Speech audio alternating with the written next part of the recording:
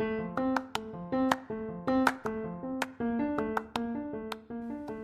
conversation with Ryan Nolan of Breakout Sports Cards. Is there a vintage sports card boom coming? My guest today is Ryan Nolan of Breakout Cards. His website is breakoutsportscards.com. I bought a card off of Ryan actually a couple months ago. It was the first card I ever bought off of Twitter. It was a 1971 Willie Mays, and you'll hear in this conversation we talk briefly about that. But that's how I was introduced to Breakout Cards and Ryan.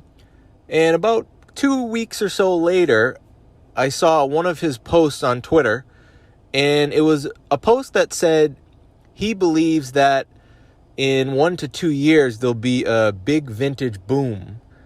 And that caught my attention. So I said, I got to reach out to this guy. So I did, and here's what I'm going to say up front about our phone conversation. If you listen closely to what he says in this phone conversation, you will, I guarantee it, you will come away with some real gold nuggets, okay? You're going to learn some things. He's a young guy. He's 23 years old, and yet he has the perspective, I believe, and the knowledge of someone who's much, much older and experienced than he is in this industry. He's been in the industry for a decent amount of time for someone his age, right? He started as a kid, but he has an encyclopedic knowledge of sports cards, all areas of the industry, especially vintage. So give it a listen. Hey, Ryan. Hey, how's it going? Good. How are you? Good. Hey, man. Thanks for jumping on. Hey, no problem.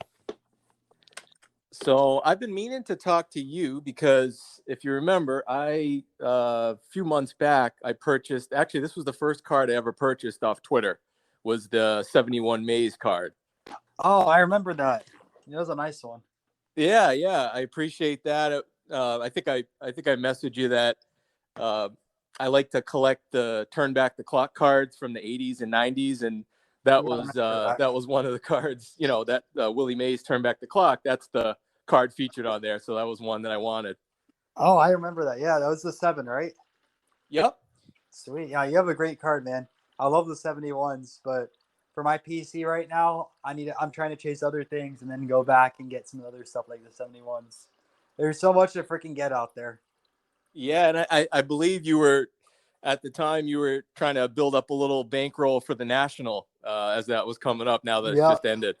Yeah, and I was happy about it because I got a huge PC card at the National. What'd you get? I got a Joe Louis rookie as a PSA 7. Oh, wow. That's awesome, man. And that's what's cool too, is I've noticed that on Twitter, I when you post a lot of the cards that you get. When I first started following you, I first, I saw a lot of the vintage stuff, which I thought was really cool as far as like baseball. But then I started seeing you posting boxing and cricket, and yep. You collect a wide range of stuff. I do. I get bored if I go after one sport because there's so many different sports out there. I mean, like growing up, I obviously dominated towards baseball, and I played baseball and everything like that. But when you open your horizons and realize how many different sports there is, how many different brands of cards, and it becomes really interesting. The hobby becomes even more fun. Like I don't want to sound rude to people, but I don't know how people just only collect like 1 or 2 years of modern players because there's so much out there to explore and find. Now, would you say, because the other thing that caught my eye too, which led me to contact you as far as coming on the podcast, is it was a tweet you made back in July. And you were basically, what the tweet said was you foresee a possible boom or further boom in vintage in like the next year or two. Do you still believe that? Absolutely. And I already see it happening on Twitter. I see people that only collected modern now going after Mickey Mantle cards and Willie Mays. And I think a lot more YouTubers are as well because people have contacted me asking to learn a little bit about vintage. And I already see people getting bored with just collecting the same modern stuff over and over again and finally starting to explore it. Because at least in my opinion, the collector's experience, anytime you go to a new hobby, you're going to learn what everyone's doing. Well, everyone's doing modern right now. So everyone focuses on that. And then as you become more of an expert, you realize there's more out there, and you start slowly expanding your horizons. And now, if you don't mind me asking, how old are you? How old do you think I am? Well, from your videos, Oh, well, I you think see. you're probably in your 20s, right? I'm 23. 23. Yeah. So that's what's cool, man. Is, I mean, for me, I'm a 40-year-old guy who, I grew up during the junk wax era. But the interesting thing with me was a lot of my friends were obviously going after Canseco's and Griffey's, and I was a little too. But because of my dad, because he used to fill my head with all these stories from the 50s and 60s about Mickey Mantle and Willie Mays, Stan Musial.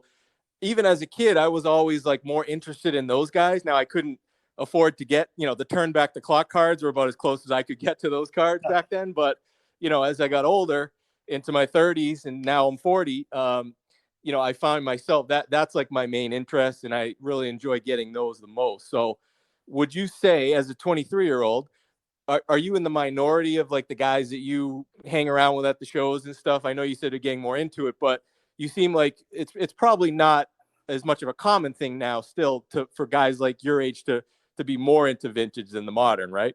Yeah, I mean, there's no one my age really into modern. Sorry, let me say it again. There's not really people my age that are into the vintage side of things. I'm starting to see some like 30-year-olds, and obviously there's a lot of 40-year-olds in vintage. But in the early 20s, there's really no one out there. I mean, there's people that have a few cards, but not predominantly like 80-90% vintage. And was it I was reading your website.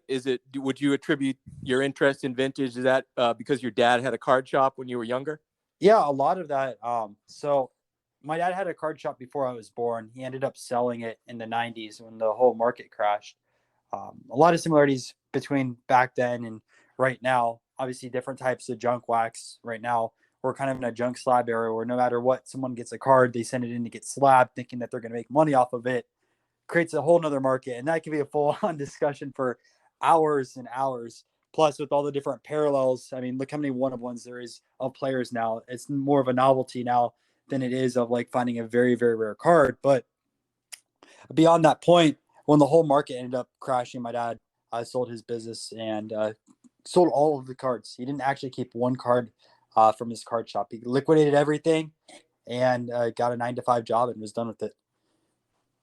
Wow. But did he pass on? I mean, as far as like the influence, was he like, talking about Mickey Mantle and vintage guys a lot to you when you were younger? Absolutely. So he always talked about, it's like, why are you going to go after players that are brand new when you can get vintage cards at a fraction of the price? I mean, it makes no sense. You can get a Johnny Bench rookie cheaper than some of your other catching prospects. Even look like right now, what's the guy from the Orioles right now? Adley, was it Roshman or something like that? What's his last name? Don't remember exactly. I know who you're talking. It's escaping me too. That Yeah. shows what I'm more into as well. Yeah, God, I think it starts with an R. But people are spending hundreds of dollars on his card right now, even thousands, thinking he's gonna be the next big thing. And as funny enough, if you look at Buster Posey cards from 2008 through 2010, his prospect years, they're cheaper than this guy. And you're talking about the best catcher right now, the last 10, 15 years, right?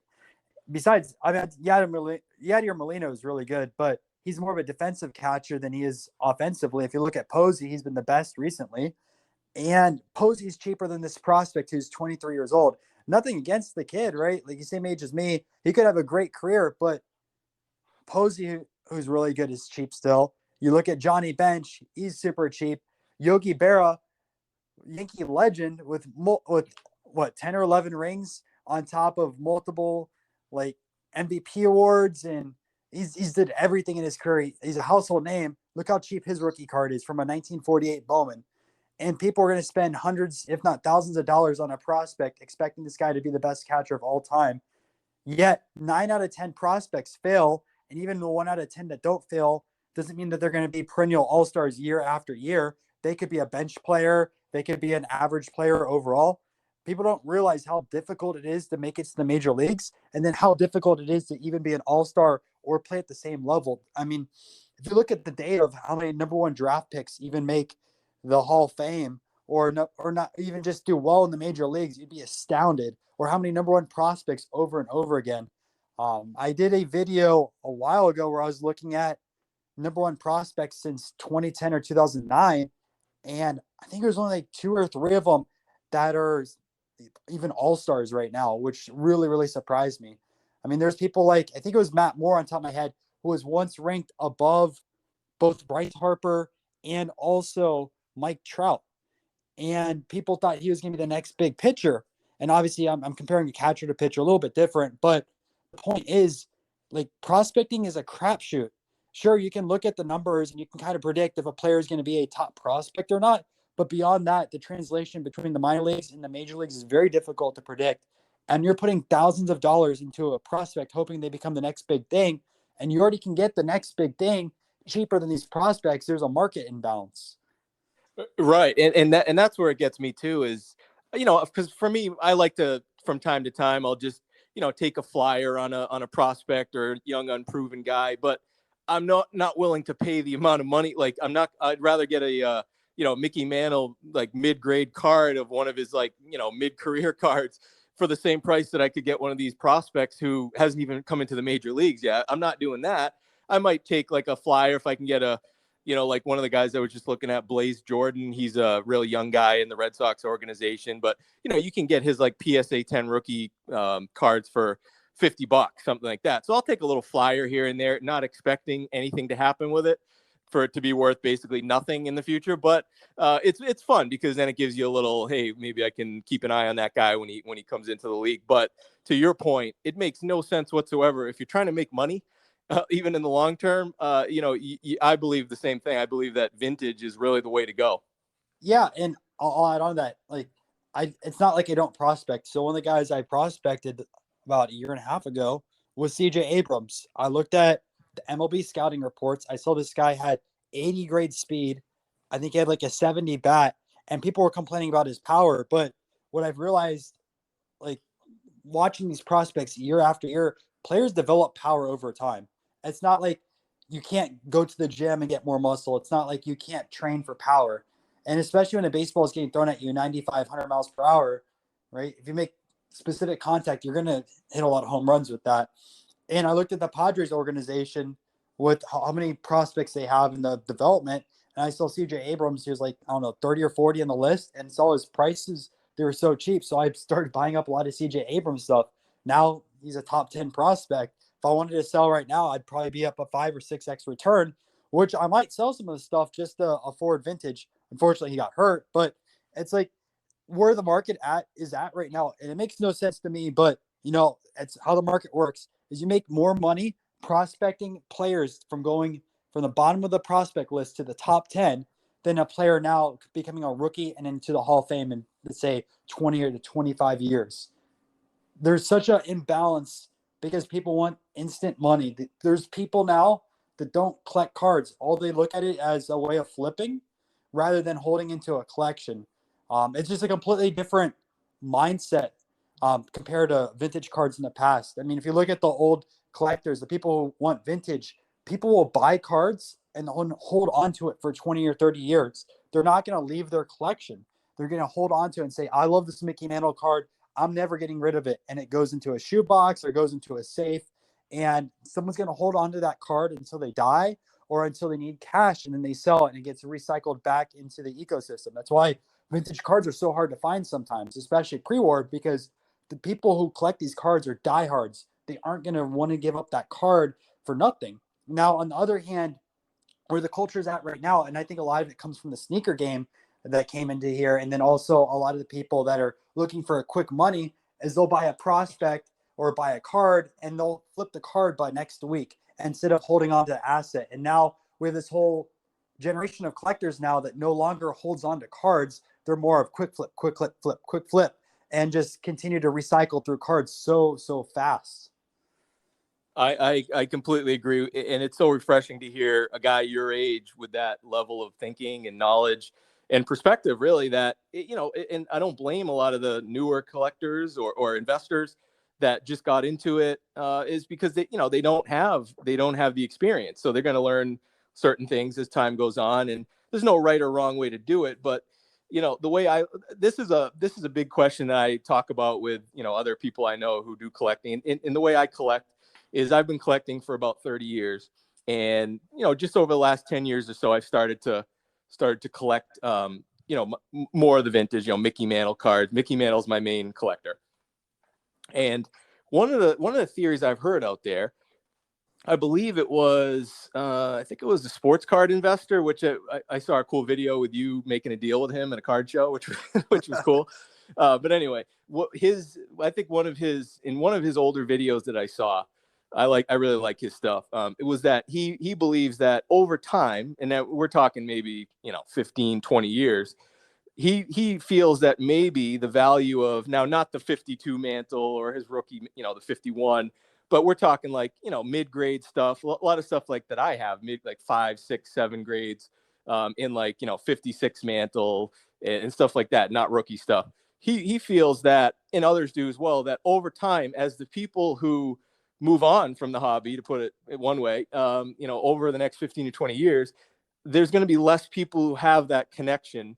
Like I have a connection to Mickey Mantle, even though, he played long, he died before I even really knew that much about stuff. It's just my dad telling me stuff, but I had that connection to him, and I still do and always will through my dad. But, and you have your own connection through it. But do you feel, the big question is, do you feel that 15, 20 years from now, are there going to be less people than there is right now who are willing to pay the current prices or higher prices for those type of Mickey Mantle cards? Do you feel like that market will go down over the long run a little bit?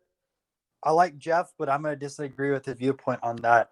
And this because I'm a pre-war collector, and people that collect pre-war cards weren't alive when Ty Cobb was around, when Walter Johnson was around, or Cy Young is around. These are names that are still getting thrown around today. And they've been dead for 60, 70 years, if not more. And if you look at the prices, I still think they're undervalued for their impact on the game of baseball. But there's still so many collectors that want these cards. And you go around a card show, it's hard to find them. Besides the National and maybe a Dallas here and there, going to your local card show, you're not going to find a Cy Young card. You're not going to find a Walter Johnson. You're not going to find a Christy Mathewson. These are grail cards for people. And even like vintage collectors that don't go after pre-war, they still want these players. Now, your mid-end Hall of Famers and your lower-end Hall of Famers, do I agree some of these things are going to go down over time? Maybe. One thing I look at a few different things. I look at people that hit milestones, and I also look at specific stats like WAR. And the reason why I'm a numbers guy, I'm a data analyst full time. So how I collect is I'm intrigued by the players that hit specific milestones or hit specific marks, the best of the game. Because, like, let's say, for example, a Stan Musial, one of the best players overall in the game. People 30 or 40 years from now are still going to look up at Stan Musial as one of the GOATs of baseball. They're not going to say, oh, I don't know who Stan Musial is. I don't want a Stan Musial card. They're going to look at the St. Louis Cardinals and say, well, he's a top 3 Cardinal of all time. Him, Hornsby, and also Albert Pujols, the 3 best Cardinals. And Cardinals fans are still going to want a Stan Musial card. People that look at stats are going to go, wow, Stan Musial is definitely a top 10, top 20 player. I want a Stan Musial rookie card in my collection. It's the same year as Jackie Robinson. I want to grab one. And they're going to gravitate towards that and buy a Stan Musial card. So I think right there, if you look at the top tier players for every decade, there's going to be people that are enamored with those specific players or specific stats. There's always going to be people that want to collect players that hit 3,000 hits, or someone that hit 500 home runs, or someone wants to collect the Hall of Famers or stars for their own team. There's always going to be that collector out there that wants those specific players. And one other thing too is I personally am a big believer of the market expanding out past America. So one of the things that I'm a huge proponent of is I think the card market is expanding out to Europe more and also to, let's say, Asia. And the reason why, and most people don't realize this, is Europe, or I shouldn't say Europe, but the United Kingdom already is huge into vintage cards. They have huge card shows just for pre-war cards. It's like a card society over there, and the collectors are so dedicated. Like anytime I talk to a UK collector, they have binders and everything full of cards, and they keep theirs in really, really nice shape. It really amazes me. In fact, like there's a set of baseball cards called Old Judge cards from 1887. And the thing about Old Judge cards is the biggest collection of Old Judge cards is not in America. It's actually in Europe. It's United Kingdom. So when what happened early on is a lot of these UK collectors came over here and started grabbing the tobacco cards and then brought them overseas. So the collector base over there is already established on the vintage side. So these people, let's say younger generation right now, and a lot of people are going into soccer, but if their parents were collectors or their grandparents were collectors, they're collecting pre-war cards. So it's already in their mind over there that, oh, these cards are really, really good. So I think as it expands into Europe, I mean, we've seen soccer cards. You see a lot more soccer YouTubers now from Europe. I see a lot more people shipping cards over there as well and purchases. I think just the hobby's going to continue to grow and people are going to still want these cards. See that, and that's exactly why I wanted to talk to you, is because I can, just by following by the way, you have one of the best YouTube channels out there. I mean, the videos that you make are unbelievable. I mean, that's one of the advantages of being a young guy like you. I mean, your videos are like outstanding quality. You could tell you put a lot of work and effort into those, and you have the knowledge to actually do those. So, and it's so clear by seeing you at all these card shows that you really have the pulse of the market out there. You are talking with people of all age ranges and international people, so I really appreciate that feedback because, me personally, just that question's kind of been in my head because not only have I heard it brought up, but, I got two young kids, and I've only sold one card my entire life. So I don't plan on doing a ton of selling. Anyway, like I'm keeping my Mickey Mantle cards regardless for a long time and hopefully hand them off to my kids or, sell them down the road 20 years from now, sell some of them and give the money to my kids or whatever. But, I think part of you just wants to know, like, hey, am I doing the right thing with some of them? Maybe it'd be wise to sell sooner, even though I don't want to. But it's good to hear that from someone like you who really has even a better perspective than me to know that, no, there's going to be a strong market well into the future, in my opinion. And most likely, if it goes like it always has, they'll probably even be worth more than they are today. Absolutely. Now, the last question I have for you is, I asked this to anyone I talked to. I did a Twitter poll back in June, and I put a question out there, and I wanted to get your opinion on it. Basically, the question is, February 2021 is what we consider the peak, all-time peak of general sports card prices. Do you feel that we will see that level of prices, generally speaking, in the future? And if so, what time frame? I gave like 3 options. One was like, yes, within 1 year, yes, within 5 years, or yes, within 10 years. And then the last option was no. And actually 50% of the people said they said, no, it will never reach there. That was the result of the poll. So I wanted to get your take on that question. So I'm kind of split on this poll. I'm going to say for modern, no, but for vintage, yes. So what happened in February, obviously modern skyrocketed. But the thing about it is the pop reports were so high, it's unsustainable. I mean, when you have 40, 50,000, I don't know the exact numbers on top of my head. So don't say this is exact numbers, but I'm assuming like 50,000 Zions that are graded or Lucas that are graded. And you compare that to even junk wax level era card grading. I mean, there's more Lucas graded than there was the Shaq rookie card. And the Shaq rookie card you can find in dollar boxes. Lucas, a couple $100. Where does that make any sense? Right? Luka could be a generational player. I don't follow basketball, so I can't tell you for sure. But let's say Luka is a generational player. There's still more of those that are in PSA slabs than Shaquille O'Neal rookie cards. And Shaquille O'Neal rookie cards are dirt cheap. And it just, from the number side of things, it makes no sense why it got pushed that far. I think what happened is everyone got so enamored over making money in that flipping culture I was talking about that people were just, oh, let's buy in, let's buy in, let's buy in, let's buy in. And it was like a gold rush for people. In fact, around that time, or even months before, when I went to card shows, there's a lot of 20-year-olds, 21-year-olds that brought duffel bags of $20,000, $30,000 cash, would literally drop it on tables and go, I'll take all your Lucas or I'll take all your Zions at local card shows. We're not talking about a Dallas. We're not talking about a national. We're talking about local shows in Tampa and also Clearwater, where kids my age were literally dropping all their capital to get in on these cards. Were they flipping them or holding them? I don't know.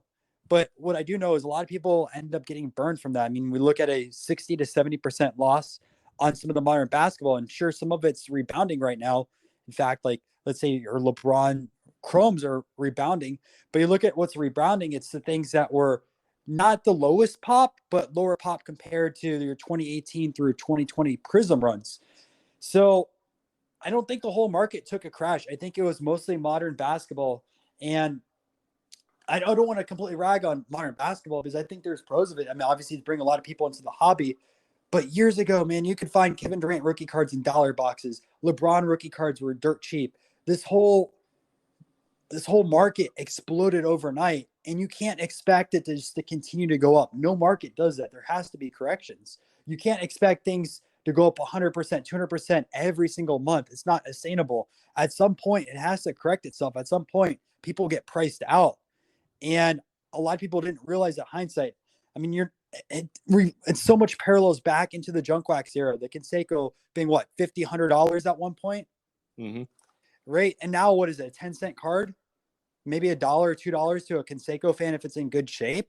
So there's so many different parallels between this right now and the junk wax era. There's people that would literally grade any card, get it back in 8, 9, or 10, and make money off of it. And it made no sense from the grading company's standpoint to keep accepting these cards. People spent $10, flood the system with dollar cards, and then sell them for $40 or $50. And it created a whole ecosystem, which people are now calling the junk slab era. And I think it's going to get worse when all these orders are coming in. PSA is going to be over a year behind, assuming they don't hire new people or build out new processes. I don't know what's going behind the scenes with that. But what happens when all these cards come back? You're right. How many more Prism cards from modern basketball or modern football cards or modern baseball cards were in those submissions? Millions probably, right? So when those come back, are the prices going to go up? No, people want to liquidate that stuff because you hear every single person on Twitter or on YouTube now saying, oh, only go for the low pop stuff. And even the low pop market, I'm in a disagreement with all these people saying just buy low pop stuff. There's low pop stuff that are junk cards. Your scorecards, it doesn't matter. They're junk cards. They were dollar packs. Why are you going after a scorecard just because it's low pop? There's millions of them out there. People are just going to submit them, and the pop reports are going to rise again. Even a score numbered card, no one's wanted those over the past, and now people think stuff like that could be valuable just because it's a low pop. There's more to a card than just being a low pop or being a good brand. There's so many different factors to it. And I think eventually people are going to get smarter with it. I think already I'm starting to see people getting a little bit smarter with it, but we'll see. Now, on the vintage side of things, I'm a huge proponent of vintage. I really think within the next 2 or 3 years, vintage is going to double or triple, if not more, because I think people, like I said, are getting smarter. They're going to go back and say, why is a Mickey Mantle card just as cheap as a numbered card of a modern player in basketball? I'm going to go after a Mickey Mantle. Mickey Mantle is going to be a household name forever. I mean, he's synonymous with the New York Yankees. He's the closest thing that people have to Babe Ruth, right? Everyone knows Babe Ruth. After that, maybe Joe DiMaggio, but a lot of young people don't know DiMaggio anymore. Everyone knows Mickey Mantle. So I think with this whole generation, they're going to go towards the vintage cards eventually. And then because they're so low pop compared to what's printed today, if the market continues to rise, more people get into it. It makes sense that goes up. But I just can't see ultra modern continue to rise where it did. I think the next class of cards that it's going to go is first you're going to have a run from between the 1950 and 1970s cards, or I should say 48 through probably 75 if I want to be more specific, because that's your post-war cards. People aren't going to venture into pre-war right away because it's stepping stones. You just don't go from ultra modern to collecting T206 cards. You start with vintage, you might know a little bit, some of those players. And then once people build out their collections through that, then they're going to go to pre-war. And I think that's when pre-war cards are going to really skyrocket. It's going to price out a lot of people, but people are going to start clamoring onto them. I mean, Ty Cobb is still cheap for being the probably second or third best baseball player of all time. Man, I already know the next time we talk, I already know what I want to start with first. It's going to be the junk slab era. I could, like you said earlier, I could go an hour just on that itself because I have so many, I have so many thoughts because again, I'm 40. I lived through the first junk era and I didn't, I still love cards. I always will, always have, but it's just, it really is amazing to see the history repeating itself in a different form, but it's really the same lessons. Unfortunately, I hope it's not as painful as the first one was. I don't think it will be, But yeah, it's just in a different form. But it's kind of I'm seeing it's like deja vu a little bit, you know. So it's I feel like in order for the market to move on in a way, I think a lot of people have to just say, all right, I bought these cards in January, February, March of this year, and I gotta move on from them in one way or the other. I can hold them, I can just put them away and say I'll put them away long term. Maybe they'll go up, maybe it won't, or maybe I just sell them and put that money. I'll take that loss, put that money into smarter investments like vintage. So I think that a lot of people, it's a hard decision to make, but I think a lot of people are going to have to face that here coming up. Absolutely. And you know what the funny thing is too? You know what's gone up since February? Vintage. All the cards I've been tracking, or a lot of cards I've been purchasing, have gone up 20, 30%. So while everything else has been decreasing, vintage has continued to go rise up. And for people that are listening that think vintage is just gonna absolutely explode, it could. And I could be wrong, but I think like after it has like its initial boost, it'll just go up 10 to 15% every year. That's all it does, except for like your really, really high grade. And for those people that are also in the modern, they're listening right now, the parallels between like vintage cards and modern cards today, what I look at like with high grades of cards is kind of like the serial numbered cards. So back in your 60s and 70s, let's say, for example, Mickey Mantle, he has pretty much one card for every year.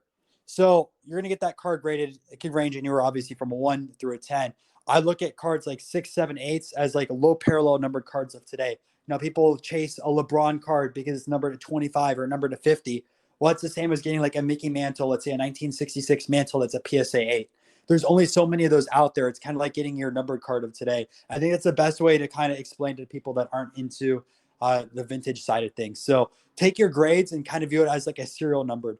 I mean, there's only so many of these cards available. So as you get a higher grade, the lower number it is, kind of like today with the pops.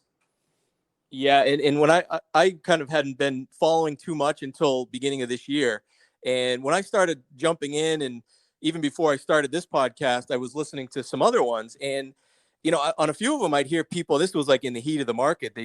They say things like, I don't really care too much about pop reports or any of that stuff. I think it's overblown, and I'm sitting there listening, going, that's not good advice.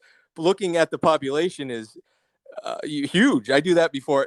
Now, did I do that when I first got back into it? No, but I learned my lesson. So I think the best advice you give someone is before you buy any card, find out how many in that grade are actually out there first. That's key information before you even purchase anything. Absolutely. And people would be surprised at how little some of this stuff is. And you can still find deals out at shows for the vintage cards. You just have to know what you're looking for and put in the work. Even like through common boxes and $2 boxes, it's more of like learning the names, learning the brands, and you'll find deals out there. You're just panning for gold.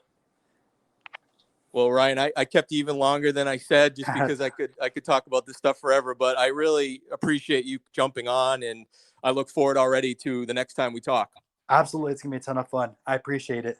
All right. I'll talk to you soon. Sounds good. Bye. Bye now.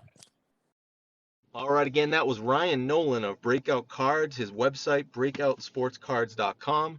And as I mentioned, I think he has one of the best YouTube channels in the sports card industry. He goes to so many card shows. The videos he makes documenting his trips and experiences at the card shows are awesome, especially for someone like me who it's not really in the cards right now to go to card shows. So I really enjoy those videos, and he makes others too where he talks about spotting fake cards out there, helpful tips, and you name it. It's just a great channel. If you're into sports cards, you should subscribe and follow him on YouTube, as well as all the other things, all the social media sites. Um, I mentioned earlier that if you listen to that interview closely, you will get some gold nuggets. And I actually wrote down just a few of the things that stuck out to me after the conversation. Obviously a big part of it was him believing that there's going to be a vintage boom, and I've heard other people say that, but the way and the reasoning behind it from him was just really the best I've heard. The explanation of why he feels there's going to be a vintage boom in the next couple years really made complete sense to me. I also thought it was really interesting. Again, I don't really I don't go to card shows, so I don't really have, my whole experience is really online, and so I don't really have the pulse of the card market like he does. So it was great to talk to him, and him telling me that guys his age, people his age that into cards that he knows, he's one of the only ones right now that is more vintage than modern. There's other people who collect some vintage, but the majority is modern, and he feels like that's going to shift over the next couple of years. And let me tell you, currently what I'm seeing with the card companies, the cards that they're putting out right now, these new releases where there's 40 one of ones for the same player in the same set, there's 100 parallels. I'm telling you, it's gonna I think it's gonna escalate that boom with vintage, because people are, I think, gonna get fed up with a lot of these new products that are coming out now where the pop counts are ridiculous. I hate to be negative about it. I love cards, but I really feel like what I'm seeing right now myself with these new releases that are coming out, it's really only going to escalate. Like I said, people's shift over to vintage as their majority collecting, because I feel like long term, that's where your investment can grow the 12 to 15%, like Ryan was talking about. I also thought the points he made on prospecting, I've never really heard it put that way when you put it into terms like he did, as far as when he mentioned, there's catching prospects that are probably years away from the major leagues that are selling for more than Johnny Bench cards and Buster Posey cards. I mean, when you really put it that way, it does bring out how ridiculous some of this stuff really is. The whole international thing that he brought up with collectors in the UK, and I had no idea that's how they really collected, and I think that is a big part of the future too. I mean, the global aspect of this whole thing, as it opens up, I think that's only gonna really bring on more of that vintage boom. And then for me, actually, the thing I think that really stuck in my head, and it actually sent me the next day or two, it put me into the a rabbit hole. I was When he mentioned that there were more the amount of Zion cards that are out there graded as compared to Shaq rookie cards, which, anyone who has been in cards a long time knows that Shaq was like one of the biggest uh, players that his card values were just crushed, because his rookie cards came out in the heart of the junk wax era. There were so many of them made, right? But I'm actually going to do another episode just on this. When you look at the PSA counts of Shaq rookie cards, which are not worth much, and then you compare it to the PSA counts of Zion and Luka and Morant, it's really staggering. And him bringing that up made me really look at it further, and there's going to be a lot more to come on that from me. And I think lastly, the way that he really put the vintage into perspective, how if you look at it a certain way, and this is really, I love the way he put this, because if there are going to be a lot of younger people shifting at least some of their collecting from modern over to vintage, I think looking at it this way is a great way, where he really looked at, the pop counts, and how you can look at each grade of a vintage card as almost like a parallel. By putting it that way, I think that is going to make a lot of sense to people his age, and maybe that don't collect vintage now but will. And again, one of the last things too is with pop counts, when he mentioned that, I think it was a great point that low pop count doesn't always mean it's a great thing.